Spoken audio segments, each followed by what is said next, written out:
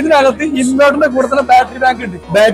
വീട്ടിലൊരു ചുമരുമ്പ ഇരിക്കുന്ന 4 കട്ട പോലെ ഉള്ളൂ. പക്ഷെ 10 കിലോവാട്ട് ബാറ്ററി, 10 കിലോവാട്ട് ഇൻവേർട്ടർ ഉണ്ട്. ഇതെന്ത് സാധനം മനസ്സിലായോ? ആൾക്കറിയാലോ, ഇത് നമ്മളെ ലിഥിയം ബാറ്ററിന്റെ ഒരു കളക്ഷൻ തന്നെ അല്ലേ? Okay, 250 kilowatt. ഇതൊക്കെ നമ്മളെ കേരളത്തിൽ KSEB പ്രൊജക്ട് ഉണ്ടെന്ന് തോന്നുന്നുണ്ട് അല്ലെ? ഇതിൽ ഓരോ പാർട്ടായിട്ടാണ് ചെയ്തിട്ടുള്ളത്.